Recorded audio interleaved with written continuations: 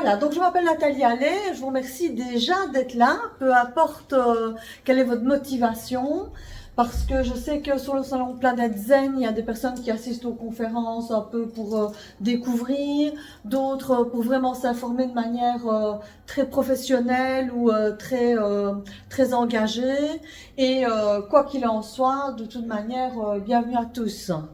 Alors, je vais juste vous dire en premier lieu que mon objectif en donnant cette conférence, c'est absolument pas de me vendre, je n'ai même pas de carte de visite, euh, mais c'est vraiment de vous donner une information et vous souhaiter peut-être de vivre l'expérience. Mais j'ai vraiment envie de parler correctement de cette pratique parce que la pratique de l'hypnose quantique et l'hypnose quantique régressive est rarement connue ou rarement bien connue.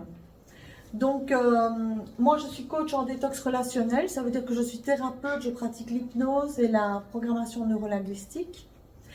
Et en fait, j'ai découvert à travers cette technique une possibilité de régler des problèmes relationnels qui en général sont récurrents, mais je vais vous en parler dans le détail. Donc, j'ai appelé cette conférence Retrouver une belle dynamique relationnelle grâce à l'hypnose quantique régressive.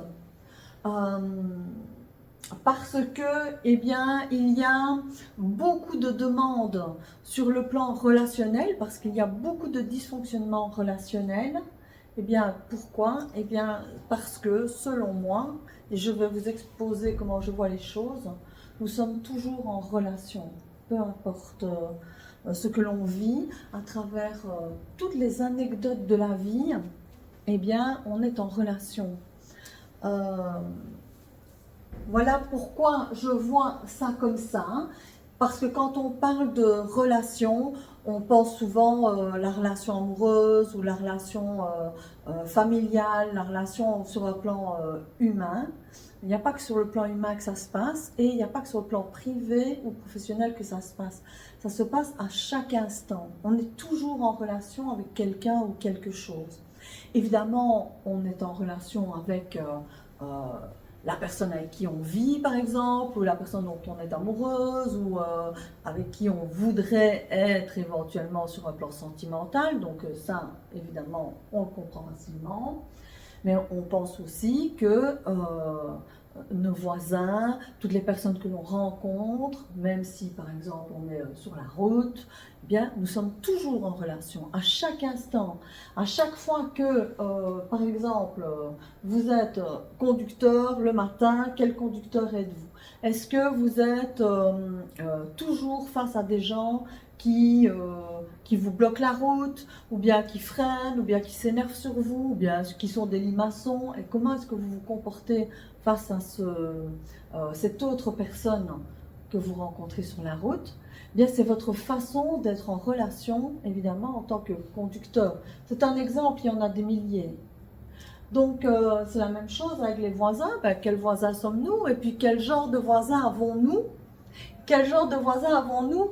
Toujours, même si on déménage, on peut les fouiller, on va retrouver les mêmes de l'autre côté, dans un autre quartier, et ce n'est pas par hasard.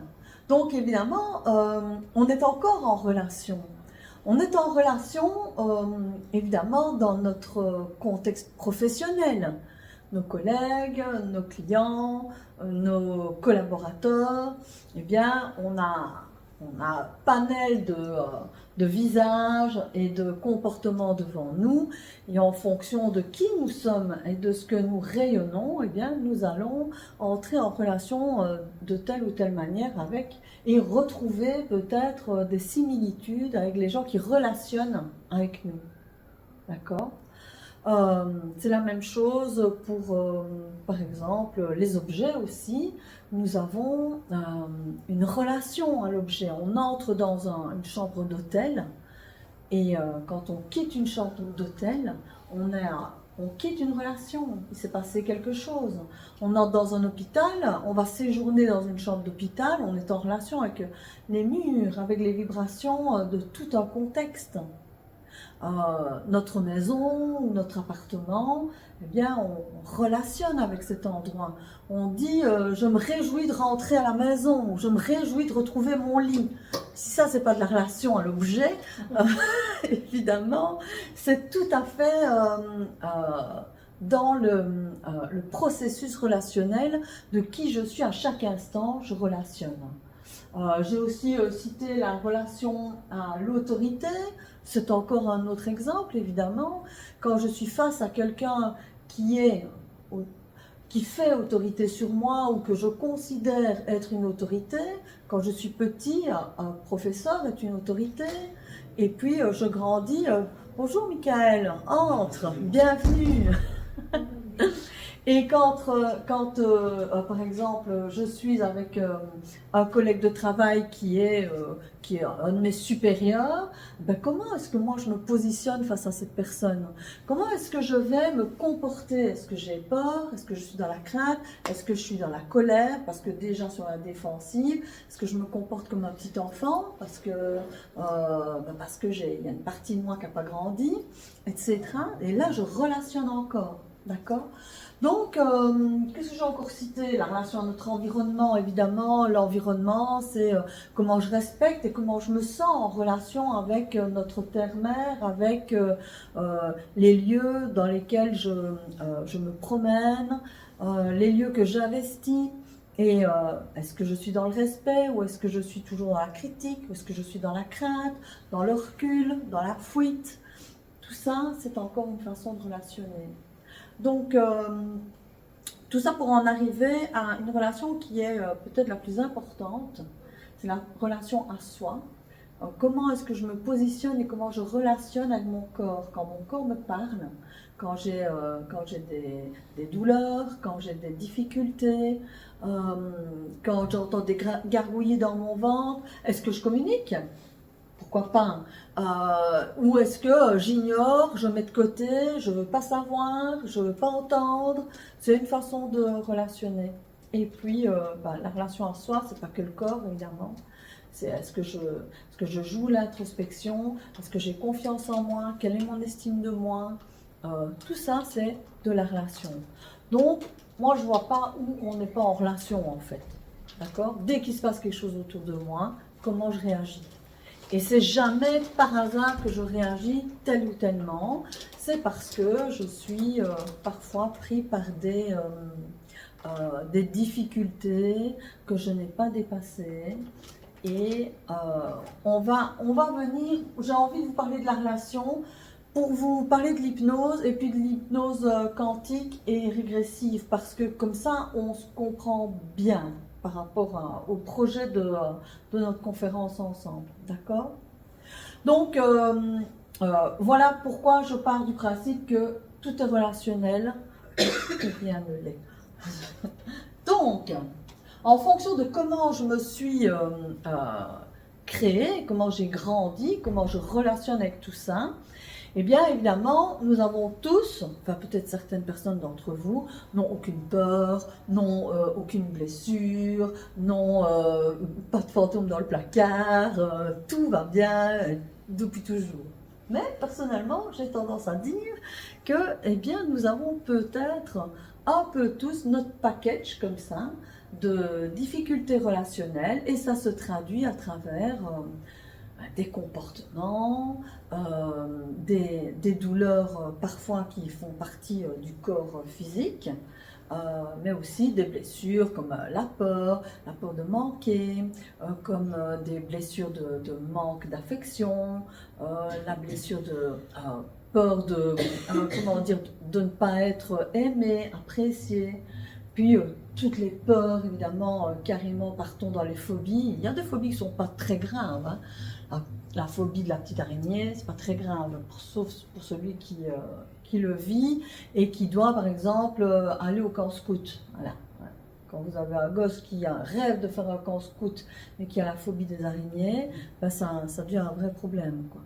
Donc, en fonction de ce qui s'est passé dans notre vie, nous avons développé donc un tas de comportements et nous avons collecté des petites ou des grandes blessures. Et soit nous nous en sommes occupés, à travers des thérapies ou des lectures, ou voilà, suivre des conférences, s'informer, chercher à trouver des causes et chercher à trouver des outils et chercher à se libérer de certains trucs. Eh bien, en fonction de ça, bonjour, eh bien, nous allons être une personne qui a progressé. Allez, si on met de 0 à 100, hein, qui a progressé à plus 10, plus 60 ou 100, je sais pas. J'ai l'impression quand même que dans la vie, on est là pour apprendre tout le temps, donc je suis pas sûre qu'on passe le max, quoi. Bon, peut-être certains grands singes, c'est pas mon cas. Alors, donc, parfois on fait un max de trucs. Et puis, malgré tout, même si on a mis des choses en place, même si on travaille sur soi, eh bien, il y a quand même encore des choses qui sont récurrentes et on a l'impression de ne pas en sortir.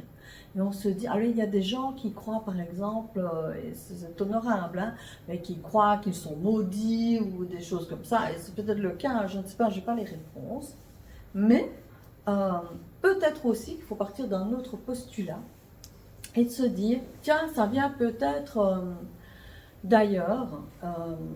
Donc, il faut voir ce qu'on entend par ailleurs. Ben, on va en parler. Donc, disons que si vous avez déjà fait un max de choses et que ça n'a pas bougé, alors je pense qu'on est dans une possibilité d'ouvrir une nouvelle porte. Encore. Enfin, encore. Parfois, c'est la première qu'on ouvre, hein, mais peu importe.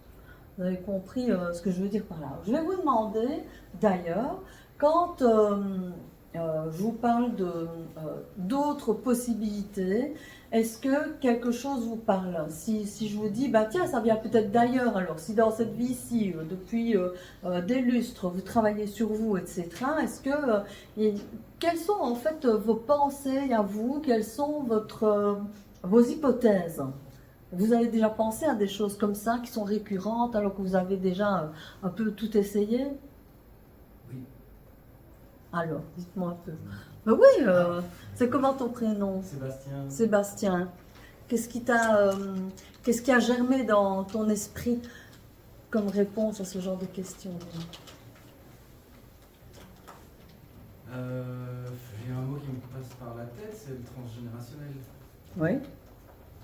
Tout à fait. Ouais, j'ai vécu un truc un peu particulier suite à une introspection quelques mois, un an, un peu plus d'un an. Ce qui m'a complètement vu fondre en larmes pendant 20 minutes, enfin je sais pas notion de temps à ce moment-là, mais un bon moment. Et c'est comme si j'étais en contact avec les ancêtres. Et après, j'ai fondu en larmes quand je leur ai pardonné de. Enfin, j'ai essayé, en tout cas, j'ai cité ça. Voilà, j'étais dans cette intention. Et puis, j'ai pleuré jusqu'à ce que ça s'arrête, quoi. Belle libération, ça. Voilà. Et auparavant, l'idée du transgénérationnel, c'était une hypothèse qui existait déjà dans ton fonctionnement, ou bien c'est là que tu as découvert que tiens, ça c'est évident tout à coup, quoi. Brièvement. Que, oui, dans mon passé lointain d'enfant, de jeune, enfin insouciance, etc., il y avait sans doute déjà un ressenti qui a été effacé, ou en tout cas qui n'a pas été développé par la dynamique de la vie active. Ouais. Et suite à un arrêt de travail forcé, parce que mon corps ne voulait plus, j'ai eu la chance de rencontrer des gens qui m'ont donné des pistes. Et en les creusant, ça a réactivé en moi des sensations qui m'ont amené à travailler, prendre du temps, puisque à ce moment-là, je n'avais que ça à faire. Prendre le temps de le faire. Et il y a eu ça, il y a eu d'autres choses aussi, mais c'est revenu, c'est-à-dire, je crois que la vie, ou en tout cas les choses que je ressentais, m'ont donné la possibilité de replonger là-dedans avec plus d'intensité. Le transgénérationnel fait partie en effet d'une dynamique tout à fait plausible, hein. En quantique, évidemment, ça prend beaucoup de sens. Mais on va parler du quantique, mais merci pour ton témoignage. Avec joie. Quelqu'un d'autre a une vision de ce que ça pourrait être, tout ce qui est récurrent comme ça, alors qu'on les a travaillés, à part le pain de bol, ou là, ce que j'ai dit tantôt, être maudit. Oui, toi, tu as parlé tout à l'heure de l'automobile et du conducteur qui est oui. en face de toi et qui c'est récurrent. Oui, c'est vrai que voilà. Oui, tiens. Ouais, ouais. pourquoi est-ce qu'il n'avance pas? Peut-être parce qu'il a le temps. Hein. Peut-être parce qu'il porte des choses fragiles dans son corps. Peut-être aussi, voilà. Pour venir là-dessus, parce que c'est un bon exemple, ça n'engage que moi, hein, c'est ma façon de voir le truc, mais je pars du principe que quand même, nous, en fonction de là où on en est, dans tout ça, hein, eh bien, nous vibrons quelque chose. Si je vibre la colère, je suis certaine que je vais tomber sur quelqu'un avec qui ça va être comme ça. Alors que si je suis face à quelqu'un qui est en colère et que je vibre la paix, eh ben, les choses vont se calmer. Je n'ai pas de preuve sur le sujet, mais vraiment, je pense que en voiture, c'est un peu pareil. Quand on est pressé, on tombe tout le temps sur des gens qui ont tout leur temps. Donc, partons à l'heure.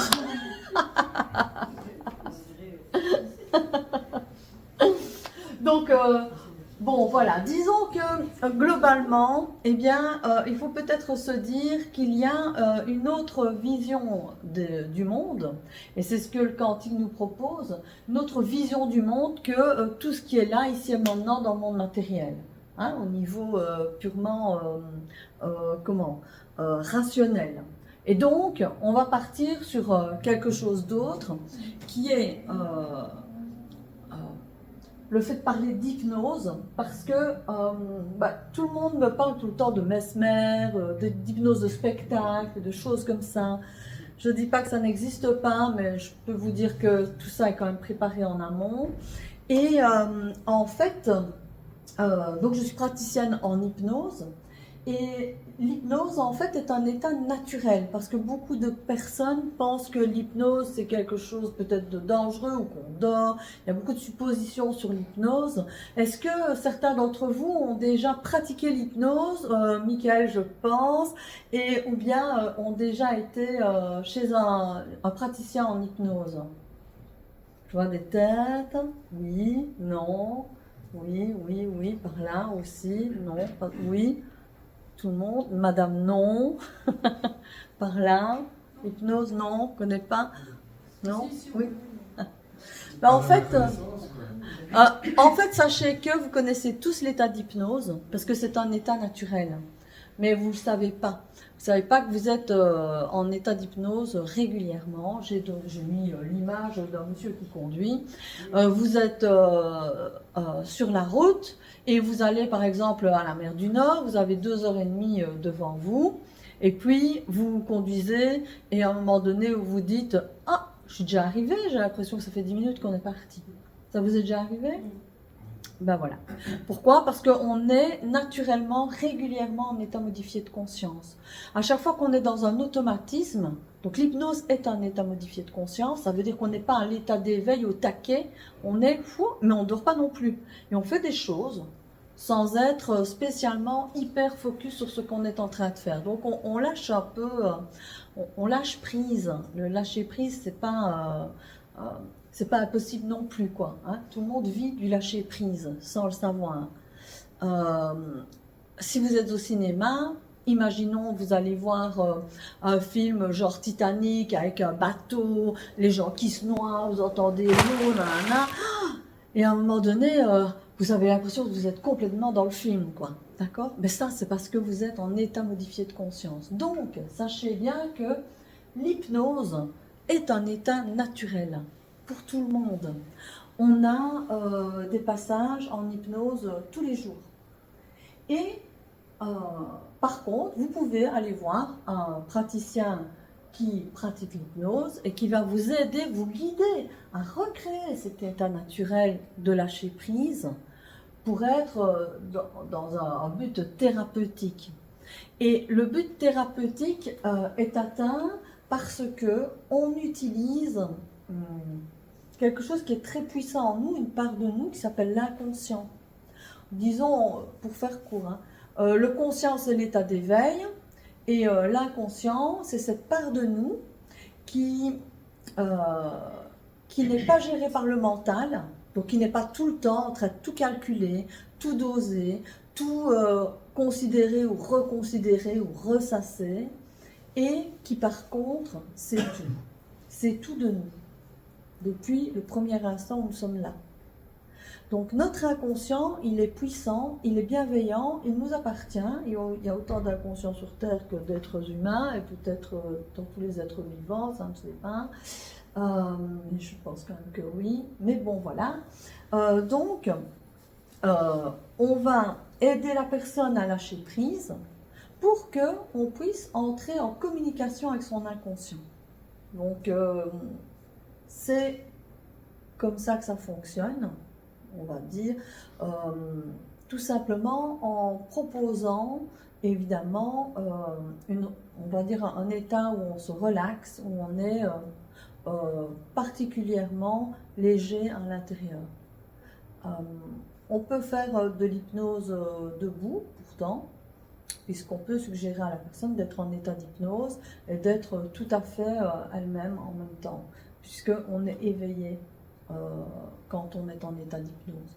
Mais c'est vrai que, par souci de confort, autant au moins un soir la personne. Mais bon, dans les hypnoses de spectacle, on met quand même les gens en état d'hypnose debout, bien souvent. Et comme quoi, c'est tout à fait possible. Est-ce que vous avez des questions sur l'hypnose d'une manière générale? Ou sur la guidance en hypnose, l'accompagnement en hypnose, l'état d'hypnose? Qu'est-ce que vous avez envie de savoir avant que je continue sur autre chose pour ne pas qu'on se perde? Oui. Je me demande si... alors, on entend souvent parler d'auto-hypnose. Oui. Enfin, j'ai entendu parler de ça. Oui. En vous entendant et en réfléchissant un petit peu, j'ai eu l'impression de m'être moi-même mis dans un état d'auto-hypnose sans même me rendre compte que bien c'est sûr. ça. Et bon, est-ce que c'est en lien direct avec ce que vous nous présentez maintenant? Alors, l'auto-hypnose, c'est l'état d'hypnose par soi-même, et moi je pratique ça à peu près tous les jours. C'est tout à fait accessible pour tout le monde, il suffit de connaître le chemin. Mais ici, en ce qui concerne la conférence dans l'hypnose régressive, l'idéal c'est d'être accompagné. Ça n'empêche pas de partir en régression par soi-même. Pour ça, il faut s'y connaître un peu. Mais ce n'est pas impossible. Est-ce que ça répond à ta question? Oui, bien sûr. J'ai envie de rebondir, parce que oui. La régression dont vous parlez, moi, j'ai absolument aucune idée de ce que je vais découvrir avec oui, vous. Mais ça, oui. J'imagine que vous allez en parler. On va en parler, oui. C'est ça. Oui. Donc, est-ce qu'à propos de l'hypnose, vous avez d'autres questions? Alors, en fait, tant mieux, c'est que c'est très clair. On va parler de quantique. Ça veut dire quoi ce mot quantique? Parce que je vous parle d'hypnose quantique, on parle de science quantique aujourd'hui et de plus en plus.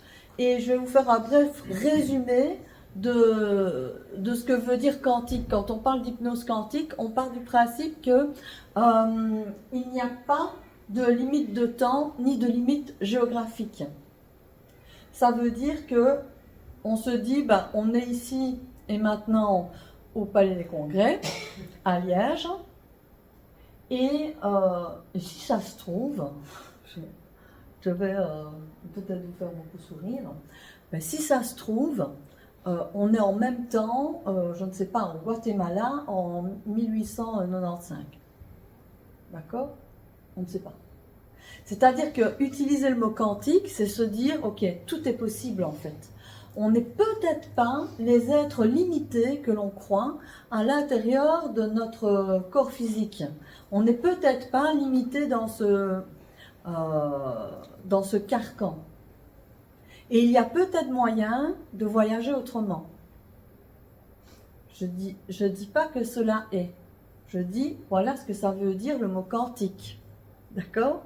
Donc, c'est pas de limite de temps, pas de limite géographique, et évidemment, plusieurs dimensions sont possibles. Le multidimensionnel, je ne sais pas si certains d'entre vous ont déjà vu des films à travers d'autres univers et plusieurs champs dimensionnels qui bougent. Mais disons qu'on part du principe que tiens, si ça se trouve, il y a moyen de découvrir d'autres dimensions que la nôtre. Voilà. Il y a des scientifiques maintenant, quand même, il faut savoir que 50% des physiciens sont des physiciens quantiques qui étudient ça. Et il y a beaucoup à découvrir à ce niveau-là. Donc, ce sont des hypothèses. Voilà. Donc, quand on parle d'hypnose quantique, eh bien, on se dit, tiens, peut-être qu'en état d'hypnose, on va pouvoir aller ressentir un état où on n'est pas qu'un corps, mais où c'est léger, où c'est éthérique comme ça, et où on va pouvoir voyager à travers d'autres types d'univers ou d'autres types de dimensions. Ok? C'est de l'hypothèse, et c'est peut-être métaphorique. Peu importe. Voilà ce que veut dire le mot quantique. D'accord?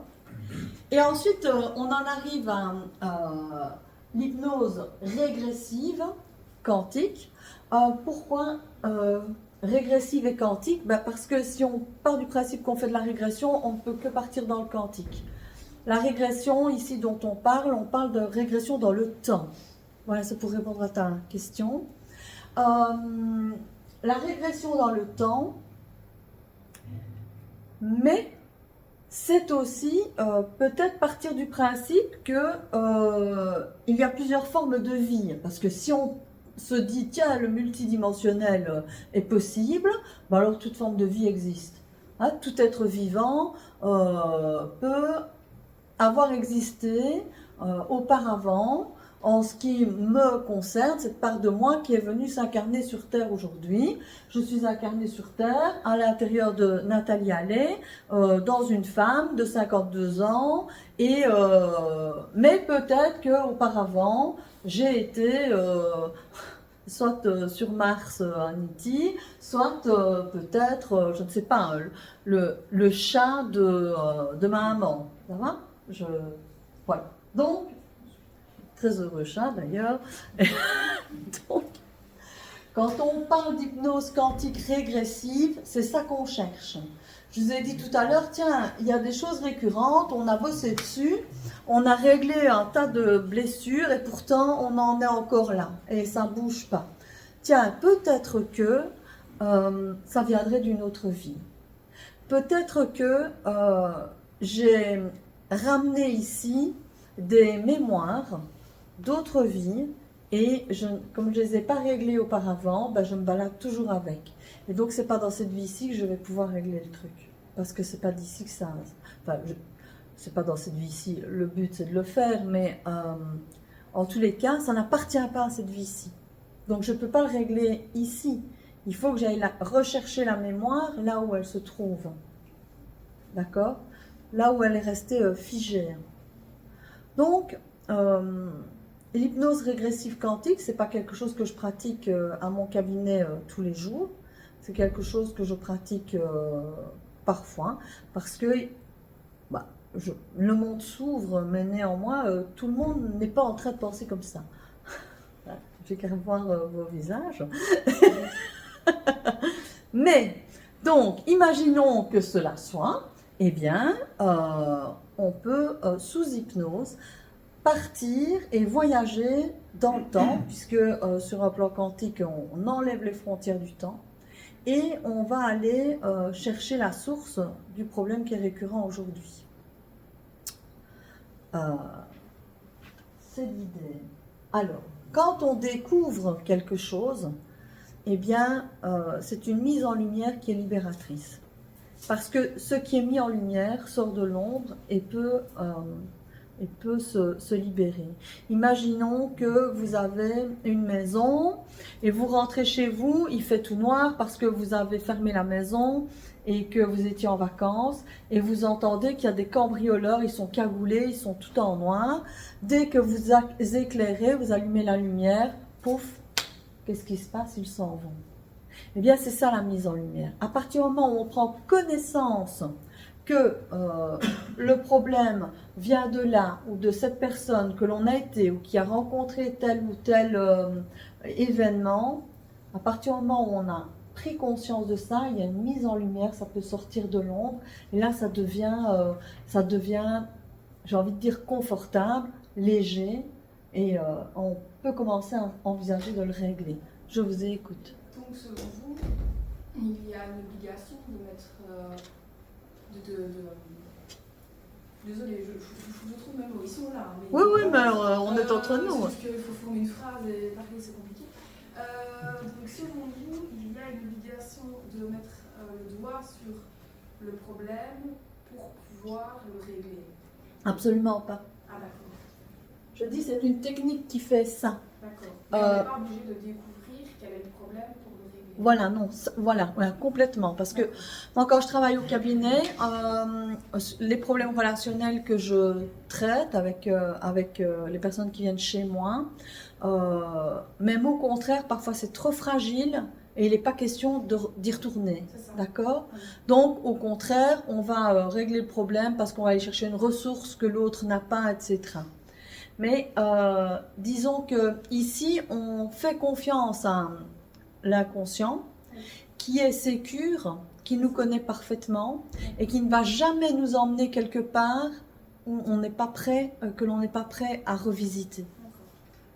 D'accord? Et donc, non, ce n'est pas heureusement nécessaire, sans quoi ce serait toujours très inconfortable de pouvoir régler un truc. Parce qu'évidemment, il y a des choses qui sont restées dans l'inconscient, et qui ne remontent jamais à la surface parce que c'est vraiment trop blessé et c'est beaucoup trop dangereux de faire revenir le souvenir. C'est le rôle de l'inconscient. Mais est-ce que selon vous, il y a une différence entre régler un souci dans l'ici et maintenant en ayant une vue globale du souci de départ ou si on n'a pas cette vue, cette vision?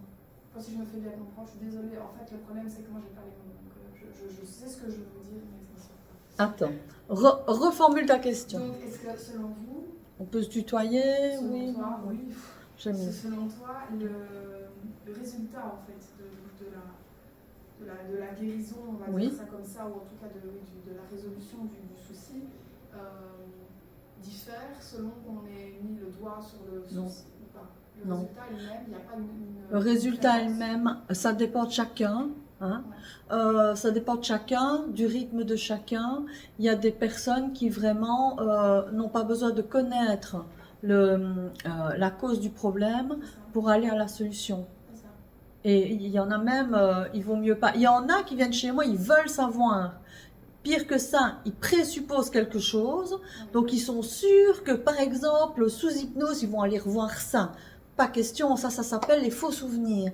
Et les faux souvenirs, c'est très dangereux parce que... Enfin, c'est très dangereux. On se fabrique des faux souvenirs, parfois.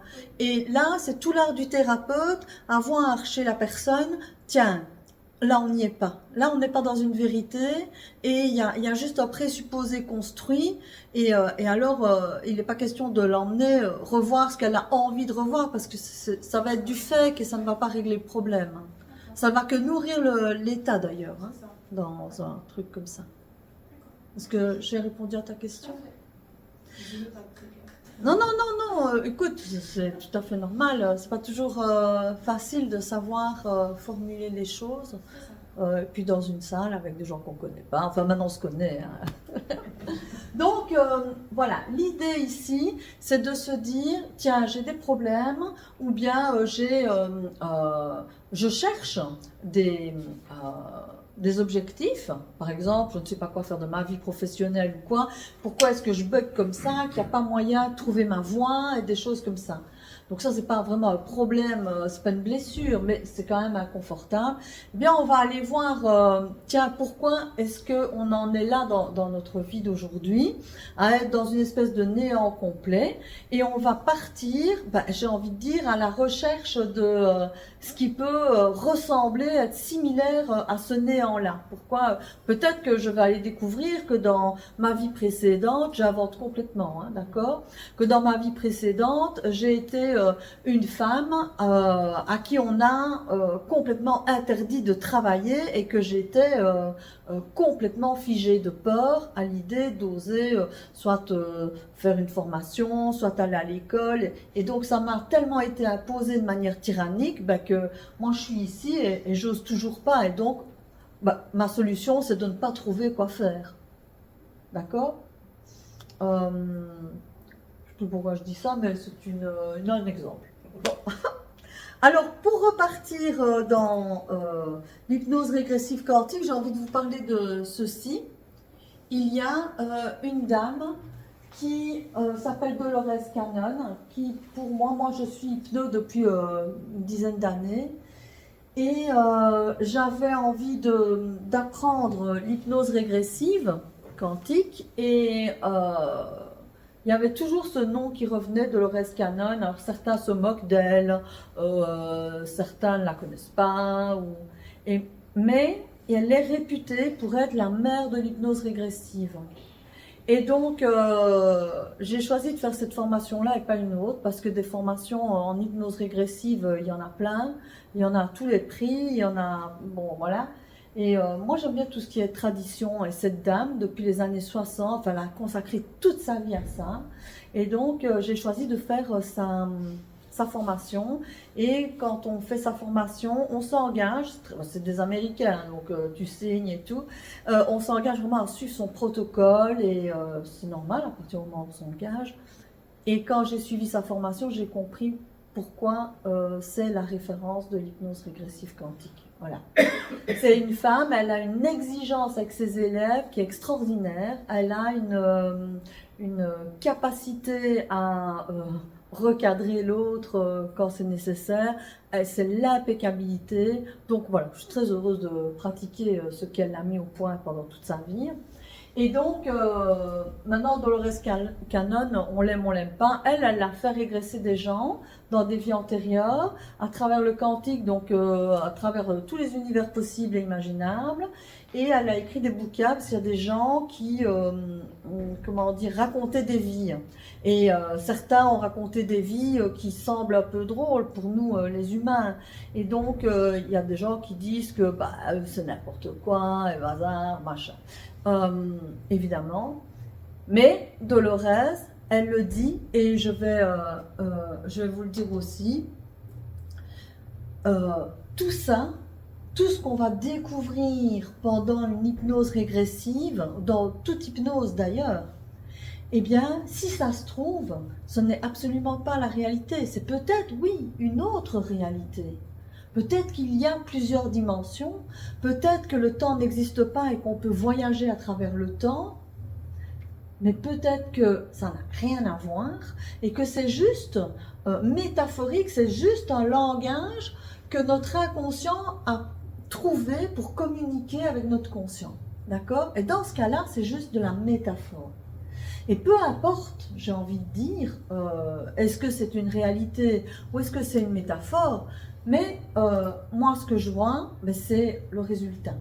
Et quand les personnes sortent de ce genre de séance, de toute séance d'hypnose d'ailleurs, parce que je suis fan, mais et qu'on voit des changements inouïs, des prises de conscience et tout, on s'en fout si c'était vrai. Le principal, c'est qu'après, ta vie, elle change, tu as lâché des trucs, tu es libéré, si tu as été revoir ta vie antérieure de hasard machin, ou si tu es allé revoir la vie de ton arrière-grand-père, qui était bûcheron, et qui s'est blessé au pied, et que toi, tu as mal au pied, parce que, en fait, tu as récupéré des mémoires de l'arrière-grand-père qui s'était coupé le pied, et que quand tu sors de ça, tu commences à accepter que cette blessure, elle t'appartient pas et que tu peux lâcher, peu importe en fait, que ce soit vrai ou pas que l'arrière-grand-père se soit coupé le pied, D'accord? Donc, moi, je ne vois que ça, c'est le résultat, et peu importe la cause. Donc, j'avais envie de vous dire, chez Dolores Cannon, son protocole, que je suis à la lettre, parce que d'abord, je m'y suis engagée, et surtout, j'ai compris qu'il était formidable, eh bien, c'est passer une journée ensemble. Donc, on passe, j'ai mis 4, mais ça n'arrive jamais, entre 4, 7, 8 heures ensemble, on s'en fout, c'est une journée pour vous. C'est une journée pour nous, c'est-à-dire on démarre à 9h30, on ne sait pas à quelle heure on a fini. Voilà. On ne regarde pas l'heure, on est dans une bulle, on va discuter de toute votre vie, il faut qu'on fasse une enquête en fait. On doit savoir ce qu'on cherche. Et pour savoir ce qu'on cherche, évidemment, il faut bien qu'on en parle. Et la personne arrive avec toute une liste de questions, et puis à un moment donné, hop, on passe en hypnose, et là, on va aller chercher les réponses aux questions. D'autre part, il faut savoir qu'il se passe quelque chose parce qu'on est dans le quantique, qui n'arrive pas en état d'hypnose classique, même si je fais quand même souvent du quantique avec les personnes qui viennent chez moi, mais pas du quantique régressif, mais du quantique, eh bien, il se passe quelque chose qui est de l'ordre de l'illimité. Il y a à un moment donné une possibilité de s'adresser à un type de vibration qui dépasse complètement l'humain, et qui amène des espèces de guérison cellulaire ou de libération cellulaire, et on communique avec ça. Moi, j'ai l'impression que quand je raconte tout ça, je pense que c'est dingue, mais c'est ok, hein, j'assume. Mais c'est comme ça que ça se passe, quoi. Donc, voilà, je voulais vous informer de ça. Et donc, peu importe ce qui se passe en vérité, je répète bien, peu importe ce que c'est ou ce que ce n'est pas, c'est peut-être juste métaphorique, mais en attendant, c'est un super voyage. Hein.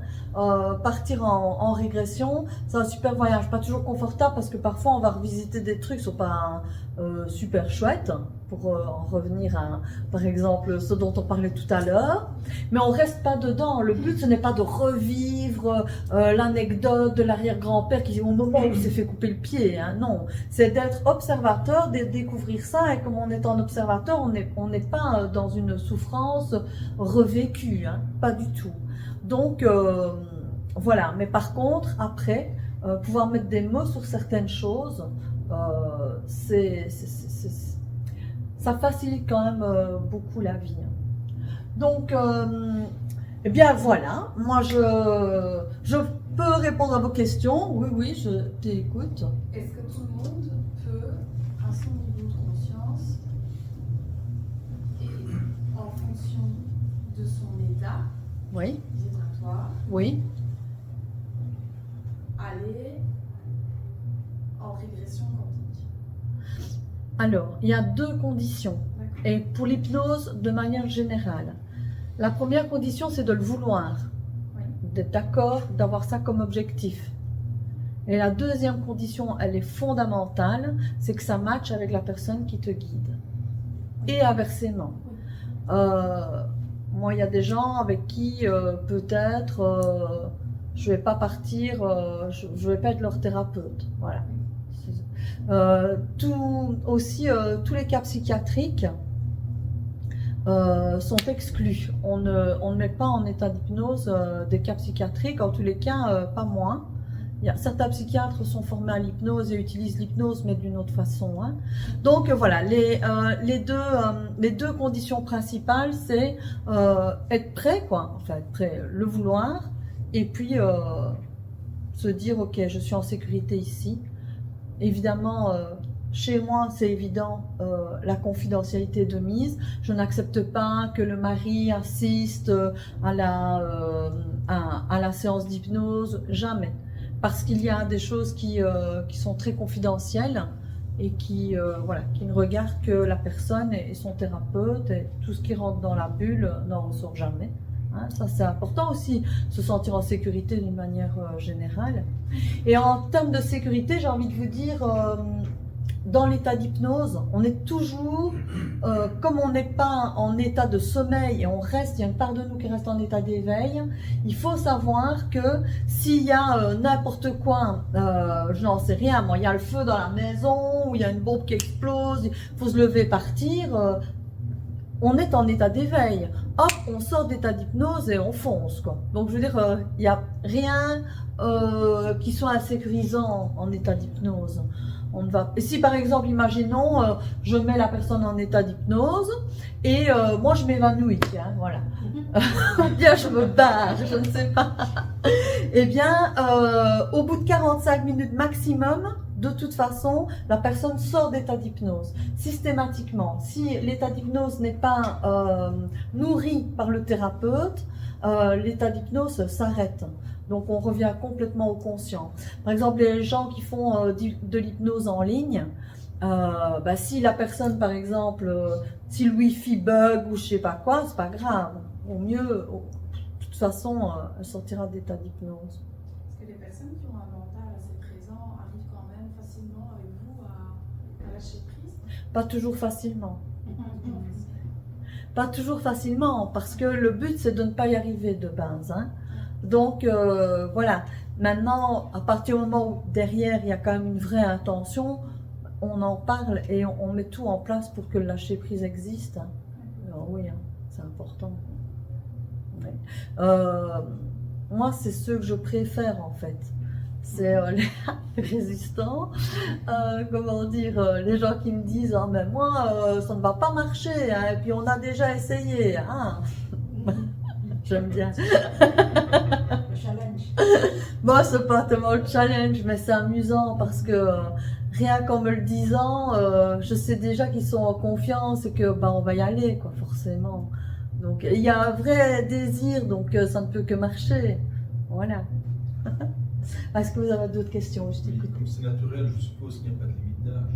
Non, il n'y a pas de limite d'âge, hein, évidemment. Hein. Non. Comment c'est à partir de quel âge? Alors, je pense qu'il faut d'abord être bien construit.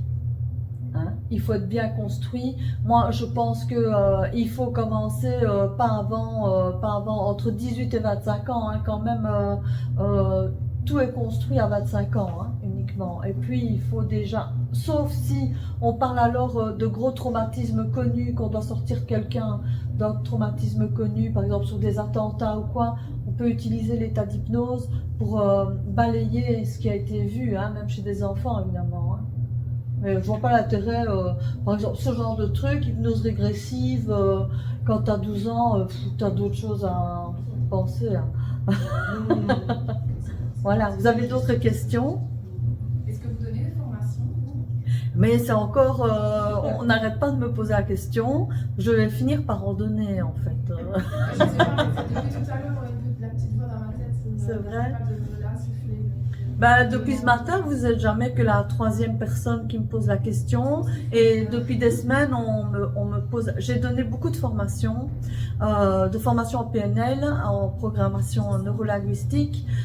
J'ai donné des petites formations en hypnose, mais je ne me suis pas encore lancée dans une grande formation parce que faire des formations comme ça, c'est vraiment des formations de longue durée. C'est un engagement. De ma part, c'est pas grave parce que si je m'engage, mais il faut que les personnes sachent que on n'apprend pas ça en 5 jours, quoi. Jamais de la vie. Mais qui sait? Ah oui, alors comme si vous voulez scanner le QR code, si vous voulez mes coordonnées, vous me retrouvez parce que je ne suis pas exposante ici, donc voilà. Voilà, vous aurez mes coordonnées. Et si vous avez un jour envie de vivre cette expérience, eh bien, n'hésitez pas. Voilà. Est-ce que vous avez encore des questions? Non? Merci, merci infiniment de votre écoute. Hein. Bonne journée au salon. Hein. Au revoir.